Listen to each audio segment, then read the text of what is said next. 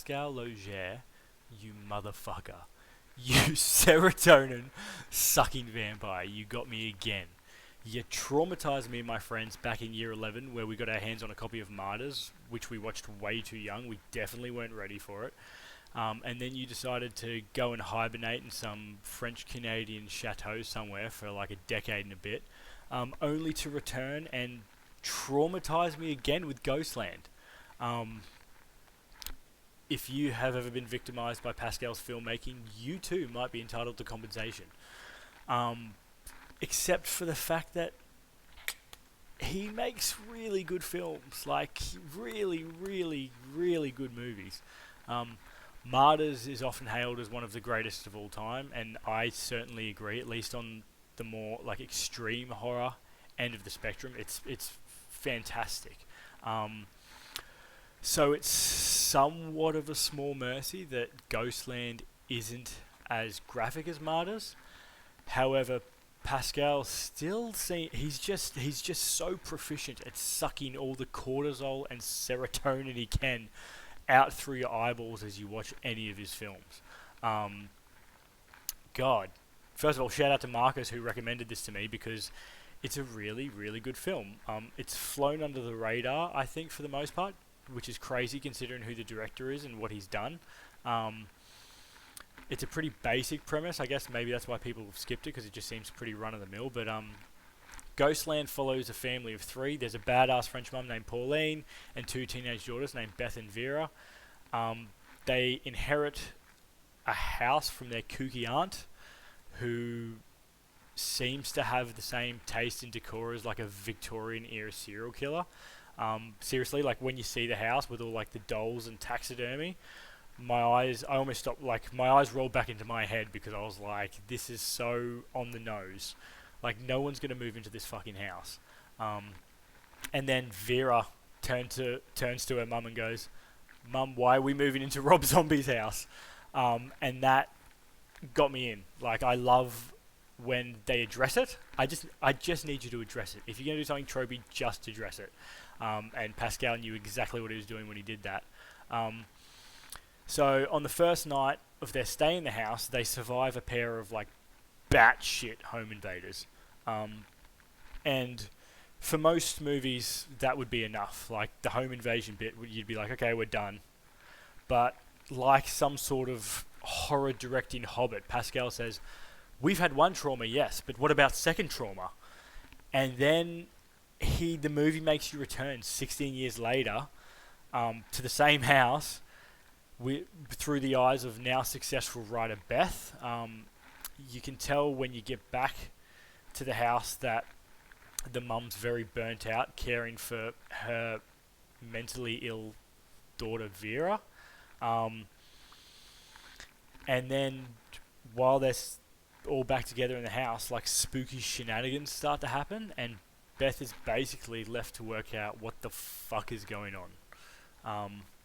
This movie does one of my favorite things in horror, and it gives you a bunch of seemingly unconnected incidences and clues, and then says, "I don't know, man. You figure it out. That's your job." And I love movies that do that. The Invitation and Midnight Mass are probably two like modern favorites that do that really well. And I'm a sleuthy boy. I love sleuthing. This film lets you sleuth all over the place. Okay, I promise I'll stop saying sleuth. But yeah, this movie makes you question: is this a home invasion film? Is it a ghost film? Is it a demonic possession film? Did it all happen? Is it a dream? Is it a drug-induced coma? What is going on in this film? Nothing makes sense. And I'm not going to tell you. You're going to have to watch to find out for yourself. Or you could just, Wikipedia the synopsis after reading or watching this. So, do some sleuthing in real life. I know. I got it in there. I said sleuth again. I can't be stopped. The home invaders in this movie are really creepy. Like, yes, they're a bit tropey. The vibe sort of like The Hills Have Eyes crossed with Buffalo Bill from Silence of the Lambs. But in fairness, there's a reason it's a trope. It's effective. It's scary to have like a giant man with the mental capacity of a toddler as like the big bad. I don't know what his next move's going to be. I don't think he does. I don't even know what his motives are. Like, why is he doing this? It's effective. It works. If you've got a little baby cherub at home, a little toddler, look into their sweet, sweet, angelic face, and then make them 7 feet tall and 140 kilos. Are they still an angel, or are you deciding to now keep the family pets away from them? It's fucking creepy. It's a creepy premise. Under a less confident director, those tropes probably wouldn't fly.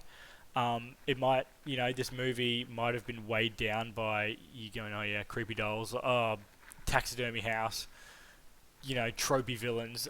But Pascal he tugs at your heartstrings and limbic system and just milks all the bad feels. He just milks all the bad feels. He also knows, like, through pacing in his film, he knows exactly when to give you hope, and then he knows exactly when to let you flounder. He wants you to suffer with his characters, not because of his characters. Like, the character decisions are pretty solid, so you're not like, fuck, I hate this character and this is painful to watch. You like the characters and you want them to survive. The suffering you feel is because they're in danger. And he's a fucking mastermind at that. He's so good at that.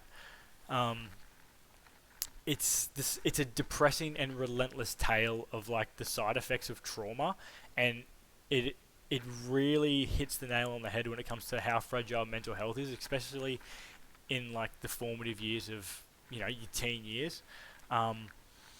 The actors who played young Beth, Amelia Jones, and young Vera, Taylor Hickson, had a very, very believable antagonistic sibling relationship. Like, I could feel it. I totally believe that they were siblings. And that just makes your heart break for them in this movie, like, over and over and over again. God, I really like this movie. I loved the idea of this movie. I loved where this movie goes. I begrudgingly love Pascal Laugier, which is definitely some sort of Stockholm syndrome of sorts.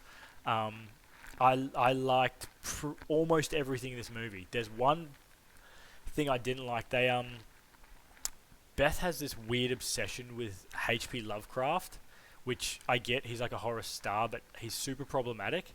But the making of this film, the things that happen in this film, have almost nothing to do with Lovecraft. Like, they're not cosmic horror-y at all. They're more like Stephen King-y. Maybe they couldn't get Stephen King in. Maybe that's why. Maybe they couldn't pay his bill. Maybe that's why they switched it to Lovecraft. So, yeah, I don't know why there's a weird obsession with Lovecraft in it. It didn't make a lot of sense to me, but it's Pascal. He does whatever the fuck he wants. I recommend watching this if you're into the extreme side of horror. Martyrs, A Dark Song, I Saw the Devil, they're all in this vibe. Psychological horrors, this is a psychological horror. This is all based around, like, trauma. It's based around mental health, how to cope with it, caring for someone who's mentally unwell. That is all tackled in this movie. I wouldn't watch this if home invasion or sexual assault is a trigger for you. It's in here. It's a no-fly zone if they're your triggers. Stay away from this film. If you want a fun horror film, go get Ready or Not. It's way funner than this. This is not a fun film. This is not fun. You will not have fun watching this film. I wouldn't recommend watching this if you hate Pascal Laugier. I get it, but he hurts me. He hurts me so good. He hurts me so good that I must watch his films. Ghostland is brutal. It's relentless. It's devastating. It's what he does. It's what Pascal Laugier does. Whether you like his movies or not, he is at the pinnacle of the fucked up horror movie heap. This movie's so good, unfortunately, that I'll have to go watch whatever he comes out with next. He might decide to pivot and do something more cheery. Knowing him, it'll probably be something about fucking seal clubbing or war crimes in the Eastern Bloc countries or some shit. Who knows with this guy? He's depressing. He makes depressing films, but they're effective. They're tense. They're scary as shit. He just makes good, disturbing horror films. If that's what you're into, Ghostland's for you. Go get it. Tell me what you think. It's it's really good. All right. Thanks for watching, guys. Peace.